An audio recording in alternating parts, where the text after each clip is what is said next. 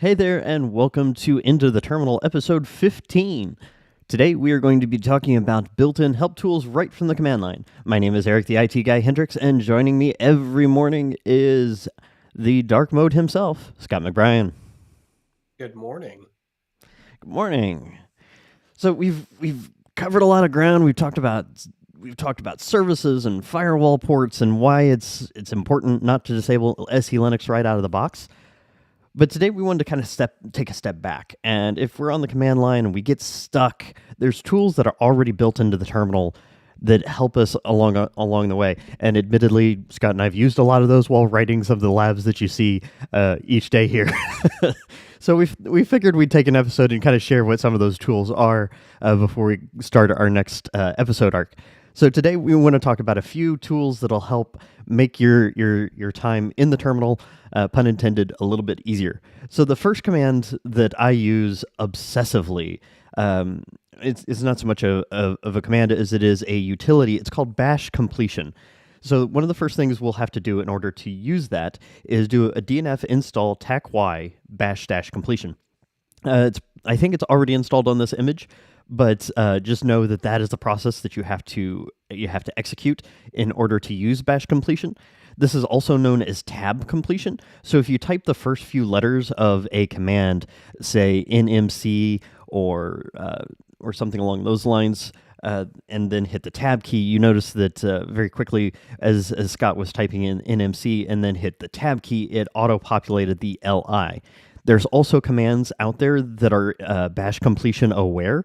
And what that means is that when you've typed in the main command, and I'm pretty sure nmcli is one of them, if you start typing in the first few letters of a subcommand, it'll actually auto-populate examples. Gotcha. Yeah, so if we start typing in nmcli and then you hit the tab key, you notice it gives us a list of subcommands. So we've worked with the device subcommand, we've worked with connection, and so tab completion will actually help us go in and repopulate our entire command. If you've just installed bash completion, you either need to log out or Scott, is it source and then .bashrc? Yeah, you can use the source command, or also there's the dot command, which is source. So we could do something like, so let's just do a dot space dot bash file. Or the same command would be source. Or a little bit off the beaten track. No. Right. Yeah, I didn't write that one down, but that enables bash completion, or you can just log out of your terminal, log back in. So that's bash completion. The tab key is your best friend when you're typing commands that you don't type on a regular basis. But one of the things about bash completion is that while it gives us the syntax, it doesn't really tell us what we're doing or what the command line is expecting. And that's where the -h or the --help option comes in. So if we use, say, the scp command to move files around, we can actually do an scp-h, and it'll actually give us a list of options.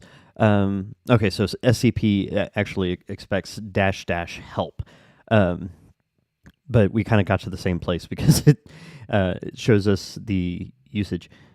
Oh, helps if there we go. Anyway, it kind of gets us where we want to be. Anyway, because it gives us the list of options, it gives us a list of arguments that go along with those options. So like the -p option for scp. Lets us specify a port. So if we've changed the SSH port on a target system, we can just by looking at the help, we can see that, oh, I need to specify a port, so that's -P. And so it kind of lays out the command for us, so we can go in and kind of pick and choose what we need.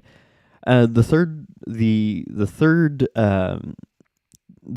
command we want to introduce in our critical path is the man command. And man is short for manual, and there is an entire manual within the command line of your Linux system. So you don't necessarily have to have a physical book or a Firefox tab open. You can actually search the documentation right within Red Hat Enterprise Linux and other Linux and Unix operating systems. So if we take a look at the user add command, we can actually pull up the man page or the manual page, and it gives us some information about the command. It lays out some of the syntax, it gives us a description of what the command does and what what it is intended for. And then if we keep scrolling on down, you can see some of the various options and arguments. So if we wanted to specify a custom home directory or specify a user ID, like 1,000 or 2,000, whatever your system may require. And then towards the bottom, there's actually examples. And I use this probably more than anything. If I'm trying to remember how to do a particular operation with a command, there's actually examples built in to let me see whether it's trying to create an LVM in when I'm doing disk management operations, or actually I didn't see any examples in user add. So a lot of commands will have examples built into the man pages, and others like user add do not. But know that there is an entire user manual built within your terminal.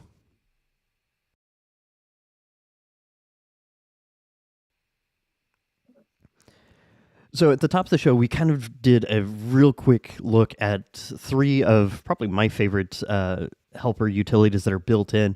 But I wanted to come back, Scott, and spend a little bit more time on the man pages.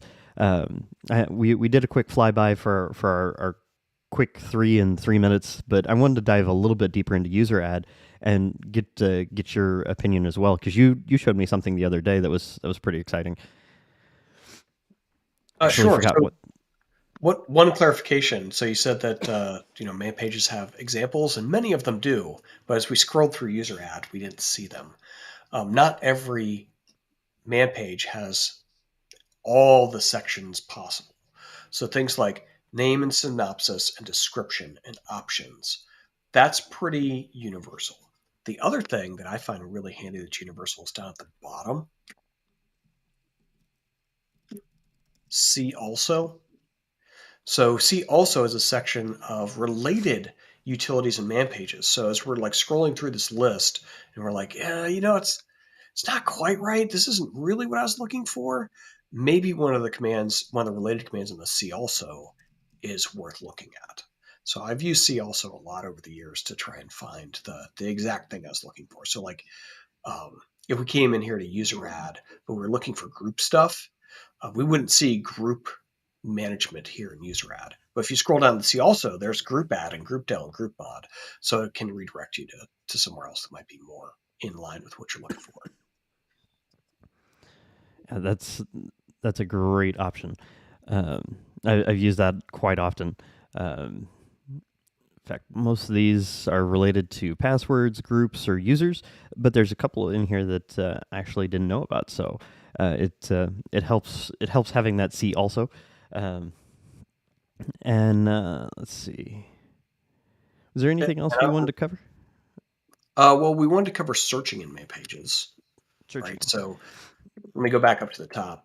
Also, in your example, you said you could set the user ad or the user ID, and I had to like scroll through the list of options to find it. But what we could do is we could type a / and just type in ID, and oh, that's not the one I want. So I hit N to go to the next until I get down to the one I'm interested in. So the man page viewer is the less command. So the man page is actually pulled up off disk and then run through the less command and formatted.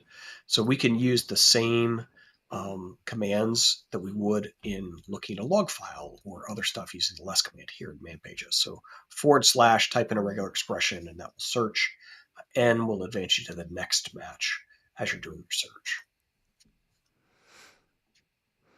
I found this incredibly helpful with like network management tools, where it's looking for me to explicitly show the say, the subnet mask versus using a /24 or something off the IP address.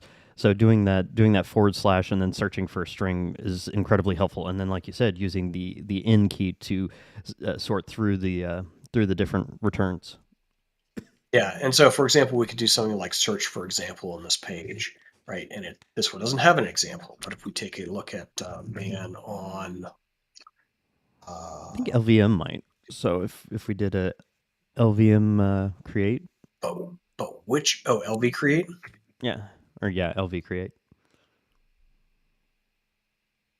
Yeah, so this one has examples, and we can just jump right to that section of the page. So like here, one of the first examples is how to create a striped LV with 3 stripes and attach it to the VG00. So I know a lot of times I'll do an LV create, and I remember the syntax for just creating a basic logical volume. But if I needed to add it to, say, a RAID array, like the second option there, this is a quick, easy place to go. And the beauty of it is I don't even have to leave my terminal. And in fact, drawing on previous episodes, I use man pages a lot in line with the tmux utility.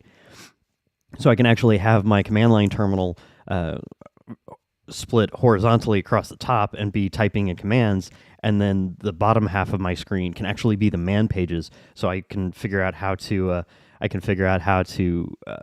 how I can use the command that I'm trying to type when the system and tab complete are failing me. So one of the examples that we had talked about before show that's really good is iSCSI ADM. Oh my gosh. Actually, let me set up the tmux session that tmux. Don't even get me started on iSCSI commands. And like yesterday, we used SE Linux SE manage commands to set file contexts, and that has like really, kind of wacky syntax. All right, we will do a control B quote. So we now have 2. And let me do a control B up arrow. So we can do a man on iSCSI ADM and search for example. Right, and then we can go control B down arrow and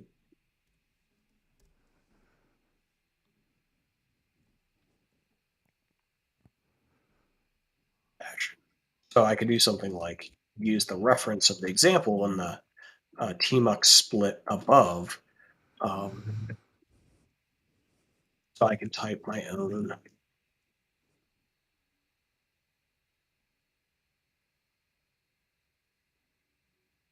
right? So I can use that and then just replace the bits of the command that are needed for my network or my target that I'm trying to log into.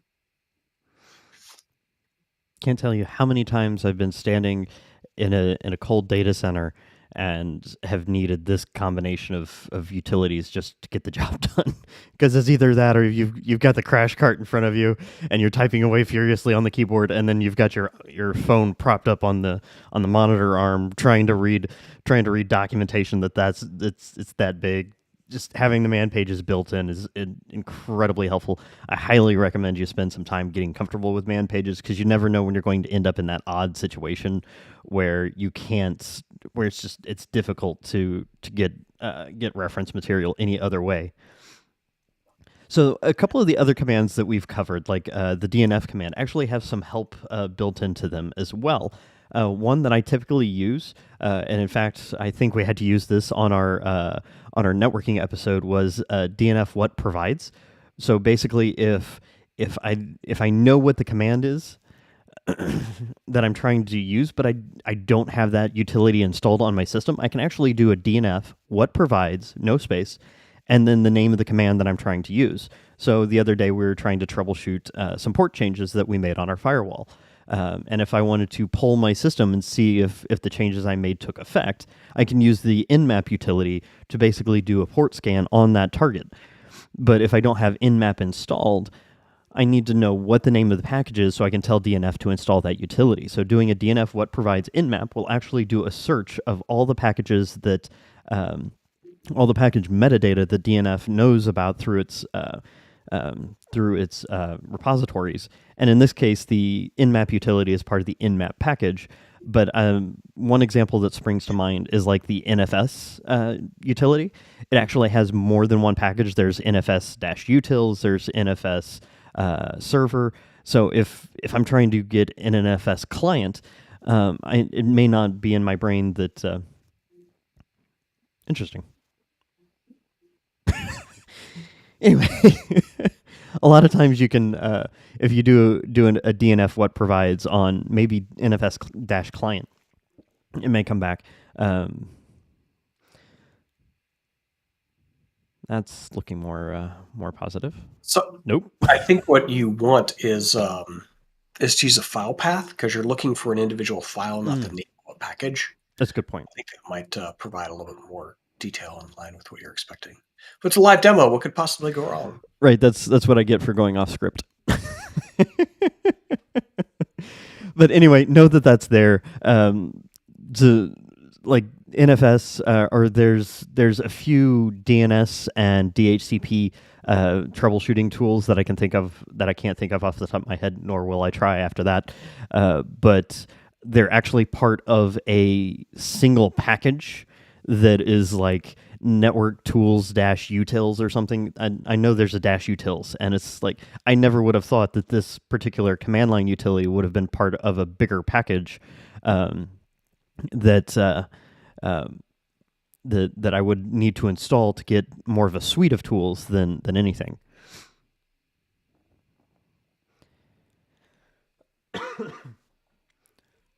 Right. Net tools, thank you, Luna. It's net-tools that has a bunch of troubleshooting commands built into it. And Scott actually raises a really good point here. You use the which command to bring up a file path. You want to explain what that does? Sure. So when you run a command on your command line, it's stored in one of several possible directories. So if you want to know what copy of that command is found or where you're pulling that command from, you can use which. So we do like which ls. And it turns out that for us, ls is actually an alias. So when we run the ls command, we're actually running the ls -- color command. And then that alias is calling the user bin ls executable. So if I do a which, oh no, that's not going to be installed. Which Python's probably a good example Python. because Python has some interesting weirdness going on. Oh, and so what we're being told with which is that it's looking for a executable called Python in all these places, and I think that's one of our problems. Is maybe we don't have Python installed, or it's installed, but it's called like Python 38. Right. Like so let's do a which. Which man. There you go. Which. So it turns out which is also an alias, and it's calling user bin which with a whole bunch of options to customize the output of that. Right. Yeah, Luna brings up a good point. It may be which Python 2 or Python 3. Yeah. Anyway, we've gotten a little bit off topic. A little bit. We're looking at a little bit way in the rearview mirror here. Yeah. So we're starting to encroach on our 30-minute time together. So there was one other option we would like to talk about. And Tony actually was beating us to the punch here. So we can do the -k and essentially do it's essentially a search. Actually, Scott, you explained it better in the pre-show. You want to bail me out? Sure. It's a keyword search. And so there's this database of man pages and their descriptions that man-k will search against. So it's going to look for the word password in all of the name of the commands, and then also in their description of what they are. Actually, not description. It's synopsis, maybe. It's that one line descriptor in the man page that tells you an overview of the utility. So when we do a man-k on password, you can see there's a whole bunch, right? But like all of them contain the word password, either in their command title or in their little one-line short description. But there's also some other interesting stuff that we're told here in this man-k list. You'll notice that all of them have this like parentheses number after them. That tells you what section of the man pages it's in. So depending on the type of command it is, or even system libraries, we'll have a man page for it, and then the man page and where it lives tells you what it is. So for example, notice up here there's 2 shadows, right? But one is in section 3 and one's in section 5. Well, section 3 is a system calls or system libraries section. So if I looked at the man page for shadow by doing a man 3 shadow, notice it's telling me about like the variables that are included in it. So if I was actually looking for information on, say, the shadow configuration file in Etsy, this doesn't look like it. That's because configuration files are stored in section 5. And you can see that's the second listing for shadow here. So if I do a man 5 shadow, this tells you about the shadowed password file. And if we scroll down a little bit, it tells you about all the different pieces of it and the files that it's related to, etc. So the sections that you're probably interested in as an administrator. Section 1 is normal commands. These are available for all users. Section 8 is system administrative commands. So we can see down here at the bottom, there's a few of these in section 8. Those would be ones that if you're root, they do stuff. And if you're not root, they either are not available to you, or they may only print data but not let you manipulate anything. Section 5 is the configuration files section. So you can see that shadow there has a 5 next to it. And then section 3 is libraries. So if you're writing code and you're calling system calls, that might be where you'd be interested in finding data. And you see this section of the man page also in the see also section of a page. So when I do a man on user add, like we did earlier, we'll just go down to the bottom. Oops. Notice that after each of these is a section. So CHFN is for changing fingered information, changing the comment in your password record. Any user can do that for their own stuff. Change shell, anybody can change their own shell. Anybody can change their password. Crypt 3, that's telling me about the crypt library for programming. Group add 8, that's a command that only root can execute or will only do things if you're root. Login defs 5, that's another configuration file. And so you can kind of figure out where things live and what things you might be interested in. So to give an example, let's say we're interested in reporting about memory on this system, and I couldn't remember the command I wanted. So how would we do a man-k memory? All right, so we get a few things, but there's a bunch of like section 3 stuff in there. So let's do another man-k memory, pipe into grep parenthesis 1. So only show me those lines that contain a parenthesis 1, right? And I can wean down that list. So in the case of password earlier, there were like tens of entries that were brought out of it. Right? So I'm just going to count them up real quick. There are 58 entries that came out of that man-k password, but maybe I'm only interested in those that are in section 1 of the man pages, because that's commands that regular people can run. And that replies with 29 entries, right? Or maybe I'm interested in the administrative ones. That comes back with 24 entries. Or maybe I really am interested in the programming ones. But generally it's not the case, but maybe you are. Right? There's only one that comes back with that. So you can take this enormous list and kind of filter it down by piping that into grep as well. And in fact, well, this is Friday, so Monday's episode, we're going to actually dig into a few of these tools like grep and less to see how to further manage our command line output. And so today's episode, Monday's episode, and I think we've got one or two others early next week, are going to lead up into basically building a simple shell script. And so definitely look at the man command and a couple of the other utilities we looked at today. The man files have been around for years. They're some of them are more detailed than others. It depends on the upstream developers and the community that's around them. So if you find a command that doesn't have examples, you could write some. Maybe we'll talk about actually RHEL Presents, I think, has an episode coming up about contributing to open source projects. So stay tuned for that. No dark mode tonight, as it is Friday, and Scott McBrien insists that he has a life outside of Into the Terminal.